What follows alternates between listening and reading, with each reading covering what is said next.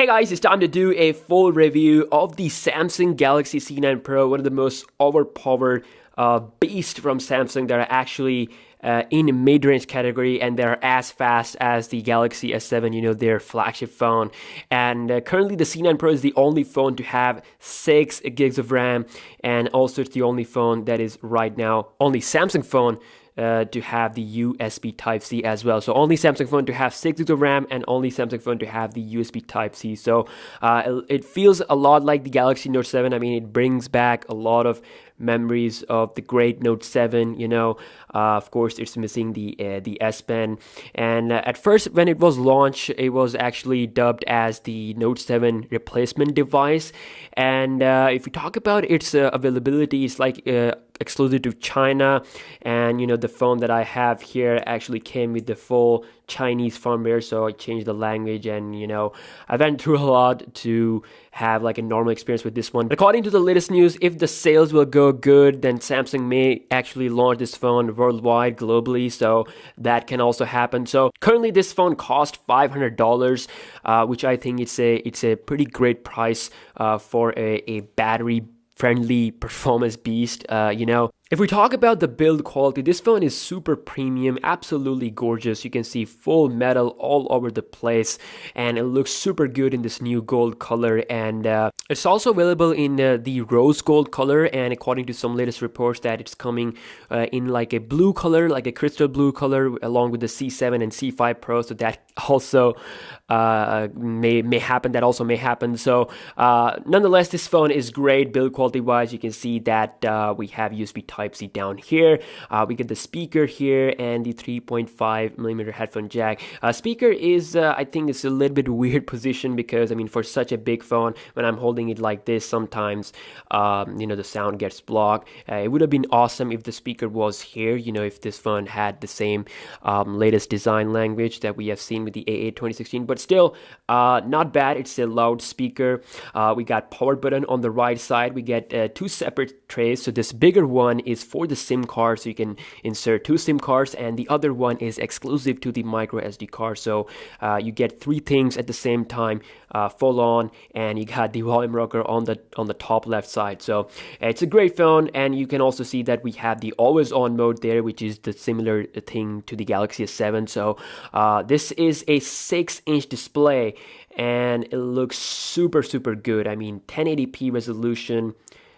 I mean, you don't really need to have anything better. I mean, this is so good. It feels so good in outdoor conditions. Like, it's super bright and colors are great. One of the best displays for a 6-inch device here, Super AMOLED. Now, this is not an ordinary Samsung home button, because it can unlock your phone even when it's locked. So when I put my finger like this here, you can see that I'm not pressing it, but it unlocks the phone, and that is something we also see. We have also seen with the Galaxy J7 Prime and some other devices as well. So this is great that the home button can detect your finger while the phone is locked. So you can see that this phone, of course, is super good with the performance as well. I've done some speed tests with the Galaxy A9 Pro and the Galaxy S7, so you can check those videos out. And this phone was as fast as the Galaxy S7. This phone has 6 gigs of RAM, which is super amazing, more than enough. Like it is future proofing, because nowadays you need at least 3 gigs of RAM for that amazing Android experience. So later down the year, maybe with the next version of Android, it may require like 4 gigs of RAM for your device. So 6 gigs of RAM is kind of like a future proofing thing. And you can see that it is running the latest Grace TouchWiz UI. So Snapdragon 653 inside is absolutely beast. Is able to handle this new Grace UI without any problem. Again, watch my speed test for that. So you can see that Grace UI actually brings in a lot of things here. For example, there's a full change in the quick setting area, or I should say the notification area. So you got things like the blue light filter, which is a new kind of a night mode thing from Samsung, and you can also further customize it. You also have the secure folder, which was first debuted with the Galaxy Note 7. We also get some other options. Flashlight, you have this quick arrow where you can change different settings. Like with each setting, you get a further way to customize it. And also a new thing that I've seen with this model here, C9 Pro, not on any Samsung phone before, is that you can actually record screen now. Previously it was just capture screen on the C5 and C7, but now they're giving us the option to actually record the screen, so you don't have to download any third-party applications. So going into the more settings here, you can record video to high quality or medium to low, and also record sound option is there. So great if you want to record the screen of your device. So that is available by default. And of course, by default, this phone does support the split screen multitasking, so that is great. You don't have to wait for the Android Nougat to come. This is something that Samsung is offering for a long time, so that is that. Also, you can see the app drawer looks really great. You got the search bar there. I mean, the Samsung UI is actually my favorite. Ever since their Grace UI update, it has become my favorite skin. After the stock Android, I would prefer Samsung's UI. I love it. And also, if we go into main setting, you can see a big difference here, very similar to what we see on Android Nougat.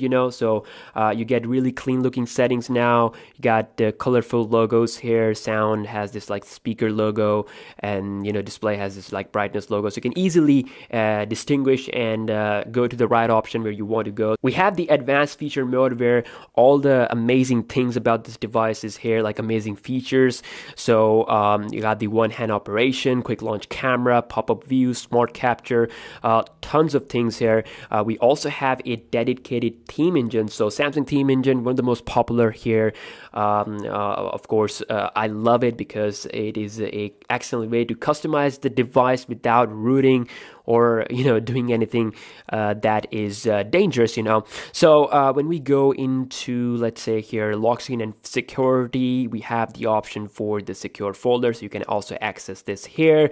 And I mean, overall, it's just so much good looking UI here. This Grace UI brings in a lot of stuff, and hopefully Samsung will release Android Nougat with this to this phone as well.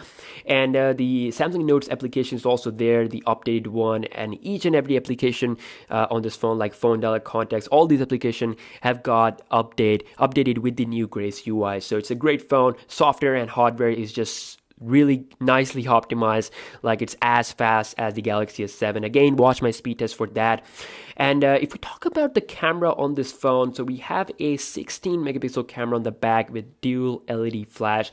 This is actually the same camera that you see on the Galaxy A9 Pro and the A8 2016. So it's a camera that is improved, like only a bit improved, like you get a bit more better quality pictures compared to the camera we see on the A7 or the 13 megapixel sensor that Samsung uses. So overall, I would say the picture qualities are good, satisfactory, nice. I mean, nothing too exciting going on here. You can quad 1080p HD videos. So camera UI is actually the latest one here. So this is something that first debuted with the Note 7. So you got different modes here. This is something very exclusive to this Chinese model only. So you can add like some codes in your picture, and also swiping to the right, you got all your modes. For example, the Pro mode, the Panorama, Night mode.